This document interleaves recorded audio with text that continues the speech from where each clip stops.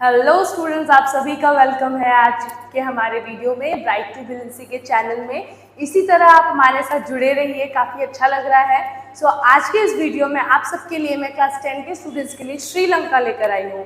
तो जो कि हम चैप्टर ऑलरेडी पढ़ रहे थे, उस चैप्टर को कंटिन्यू करते हुए सिविक्स का जो चैप्टर है उस पर हम लोग पावर शेयरिंग में पढ़ रहे थे और ऑलरेडी हमने बेल्जियम के बारे में पढ़ लिया है। हमारे प्रीवियस वीडियो में आपको बेल्जियम के बारे में मिलेगा। तो चलिए चलते हैं श्रीलंका की तरफ। सो श्रीलंका क्या है? एक ऐसा आइलैंड नेशन है जो कि साउदर्न कोस्ट की तरफ देखा जाता है और साउदर्न कोस्ट में क्या है? तमिलनाडु है। तो तमिलनाडु के जैसे हमारा इंडिया है, इंडिया के एकदम लोअर पार्ट में तमिलनाडु के नीचे ही हमें देखने को मिलता है श्रीलंका। और श्रीलंका के पॉपुलेशन के बारे में अगर मैं आपको बताऊं तो यहाँ पे अबाउट 2 करोड़ पॉपुलेशन है, काफी कम है। एंड जो कैपिटल है श्रीलंका का वो कोलंबो है। ये 3 चीजें आप लोगों को श्रीलंका के बारे में बेसिक नॉलेज आप लोगों को होना चाहिए। उसके बाद का टॉपिक है ethnic composition of Sri Lanka. Sri Lanka का एथनिक कॉम्पोजिशन यानी कि बोला जाए तो कि किस प्रकार के लोग एक साथ रहते हैं, किस टाइप के लोग एक साथ जुड़कर रहते हैं। ठीक है, तो यहाँ पे पता है 74% सिन्हाला स्पीकर्स जो कि बुद्धिस्ट हुआ करते थे एंड 80% तमिल स्पीकर जो कि या तो हिंदू और मुस्लिम मिक्स थे। 18%, ठीक है। तब सिन्हाला स्पीकिंग पीपल अलग है और तमिल स्पीकर्स अलग है, ये आप लोगों को याद रखना है। नेक्स्ट है तमिल स्पीकर में भी 2 वेराइटीज हम देख सकते हैं। एक है तमिल नेटिव जो कि श्रीलंका से थे और श्रीलंका, एंड एक थे इंडियन तमिल या फिर इंडियन, बेसिकली इंडियन तमिल की बुक में भी लिखा हुआ है। तो तमिल नेटिव जो श्रीलंका के थे और एक कुछ थे इंडियन तमिल्स थे। अब यहाँ पे बताया है Tamil who is already resident of Sri Lanka. तो तमिल नेटिव्स किसको बोला जाता है? वो लोग जो ऑलरेडी बहुत पहले से उनके पूर्वज भी तमिलनाडु में ही रहते थे, और मतलब तमिलनाडु नहीं सॉरी श्रीलंका में रहते थे, तो तमिल उनको कहा जाता है। ठीक है। And Indian Tamils who were resident of India, जो इंडिया के रेजिडेंट है, इंडिया के वासी है, और ये क्या है? श्रीलंका के वासी है। ठीक है, तो ये जो लोग है जो इंडिया के रेजिडेंट है but he had come to Sri Lanka, वो लोग श्रीलंका आए हैं मेनी ईयर्स अगो, बहुत साल पहले, एज अ टी वर्कर। तो टी प्लांटेशन में आप सभी को पता ही है लेबरर्स को क्या किया जाता था, वन प्लेस टू अनदर क्या करते थे? मूव करके लेके जाते थे। तो ज्यादातर इंडियन वर्कर्स को क्या होता था?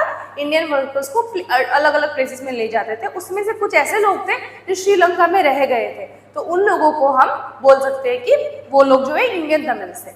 एंड ये 2 पॉइंट क्लियर करने के बाद थर्ड पॉइंट ये है कि जो 7% है वो क्रिश्चियन लोग होते थे जो कि सिन्हाला थे और तमिल स्पीकर थे। ये आप लोगों को अच्छे से याद रखना है। तो स्टूडेंट्स, अभी हम चलते हैं मेजोरिटेरिज्म के बारे में। तो मेजोरिटेरिज्म इन श्रीलंका किस तरीके का हुआ करता था उस समय में? तो इसमें एक सवाल आता है जो सबका माइंड में आ ही रहा था, और इसका जवाब बहुत ही इजी तरीके से बुक में भी दिया हुआ है, जो कि मैं आप लोगों को बता रही हूँ अभी, कि how Sri Lankan government favoured Sinhalese. तो श्रीलंकन गवर्नमेंट, देखो अभी बात है कि जो सिन्हाला पीपल्स है, तमिल स्पीकर्स है, इंडियन तमिल्स है, इन सब लोगों को गवर्नमेंट से हेल्प चाहिए थी। बट अभी बात है कि श्रीलंकन गवर्नमेंट है वो कैसे उन्होंने सिन्हाला पीपल को फेवर किया, कैसे उनको मदद किया। तो पहला पॉइंट है 1956 में एक एक्ट पास हुआ जो कि रिकॉग्नाइज हुआ सिन्हाला के लिए एज अ ऑफिशियल लैंग्वेज। तो सिन्हाला को एक तरीके से ऑफिशियल लैंग्वेज घोषित कर दिया गया, वो आप लोगों को क्लियर कर दिया गया। सेकेंड है कि द गवर्नमेंट फॉलोड पॉलिसीज, जो गवर्नमेंट की पॉलिसीज है दैट फेवर्ड सिन्हाला, जो सिन्हाला को फेवर करती थी, applicant for government jobs in admission. So वो लोग क्या करते, जो लाइक फेवर लेते थे, जो सिन्हाला पीपल थे, वो गवर्नमेंट जॉब्स के लिए और एडमिशन्स के लिए उन लोगों को ये पॉलिसीज मिली, उनके लिए आसान हो गया। ठीक है। थर्ड है ये कि a new constitution stipulated that the state shall protect and foster Buddhism. एक नया कॉन्स्टिट्यूशन में कुछ चीज जुड़ी, उसमें ये था कि जो लाइक स्टेट है, जो गवर्नमेंट है, वो प्रोटेक्ट करेंगे किसको? फोस्टर बुद्धिज्म को, क्योंकि तमिल पीपल बुद्धिज्म से भी बिलोंग करते थे, इंडियन भी थे, मुस्लिम्स भी थे। तो यहाँ पे एक चीज बोल दिया कि बुद्धिज्म को भी सपोर्ट मिलना चाहिए।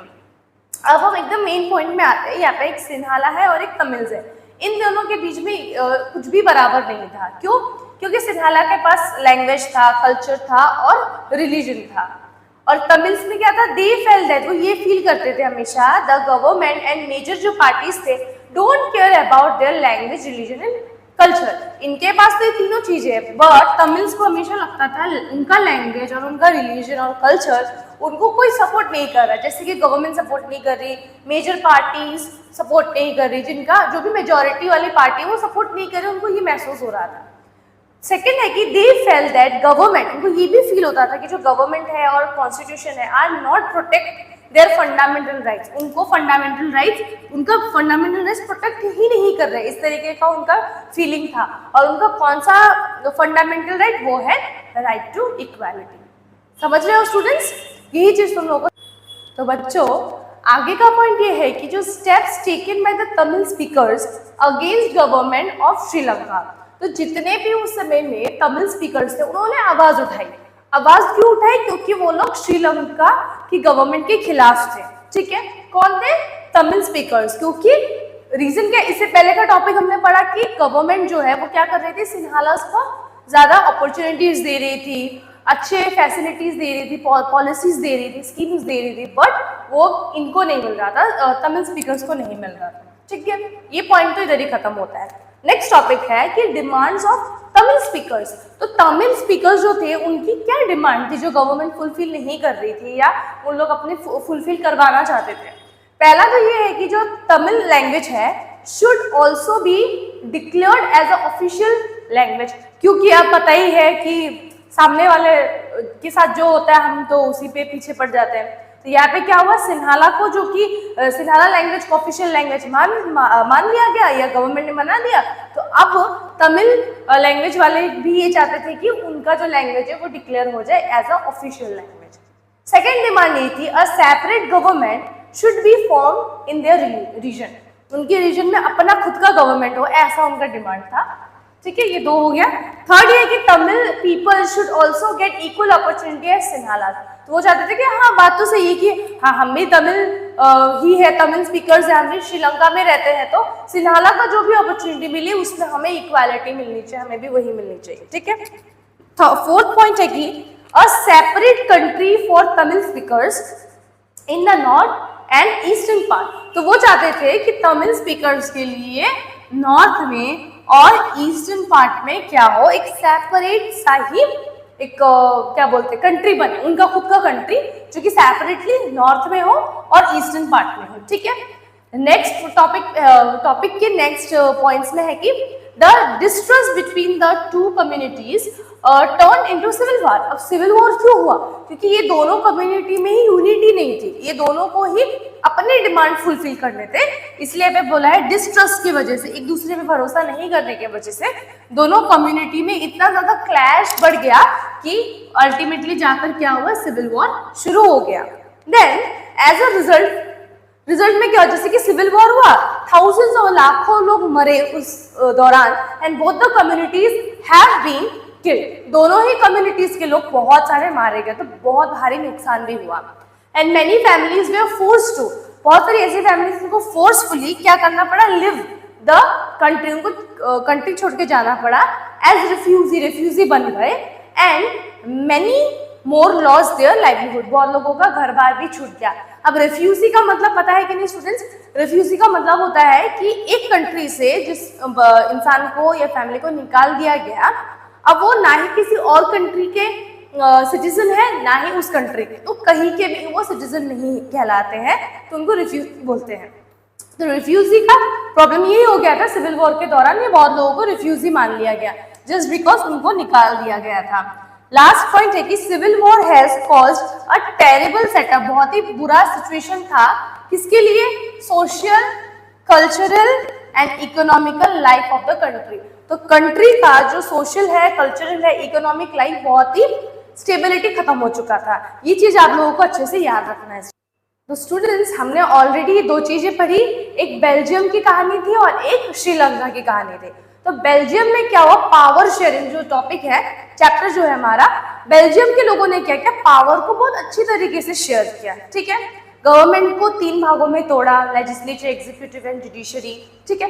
तो उससे क्या हुआ, पावर शेयर हो गया, उनके बीच में लड़ाई झगड़ा या क्लैशेस कुछ भी नहीं हुआ और एक सिस्टमेटिक वे में कंट्री आगे बढ़ने लगा और इसीलिए उस कंट्री का सोशल, कल्चरल, इकोनॉमिक डेवलपमेंट हुआ। जहां दूसरी तरफ हम देखते हैं श्रीलंका ने पावर शेयर नहीं किया। वो क्या चाहते थे कि उनके जो लैंग्वेज है उनका ही लैंग्वेज ऑफिशियल लैंग्वेज माना जाए। जैसे कि इंडियन तमिल्स थे, वो चाहते थे कि उनका लैंग्वेज सुपीरियर, उनका लैंग्वेज ऑफिशियल बने। फिर यहाँ पे इंडियन तमिल्स लड़ रहे थे, यहाँ पे श्रीलंकन तमिल्स, तो इन दोनों के बीच में बहुत ज़्यादा यूनिटी की कमी हो रही थी, तो उनके बीच में डिफरेंस बढ़ गया और पावर शेयर नहीं करने की वजह से सबसे बड़ा क्लैश हमने देखा। तो श्रीलंका का क्या हुआ, एंड बहुत बुरा हुआ, एंड बेल्जियम का जो स्टोरी है बहुत अच्छी तरीके से एंड हुआ है। तो स्टूडेंट्स, इस कहानी से आप लोगों को ये समझना है कि पावर शेयरिंग कितना इंपॉर्टेंट है। अगर हम पावर को शेयर करते हैं, चीज़ों को डिवाइड करके आगे बढ़ते हैं, तो एक कंट्री ग्रो करता है, सोशली, कल्चरली, हमारा ट्रेडिशन भी और हमारा इकोनॉमिक डेवलपमेंट भी होता है।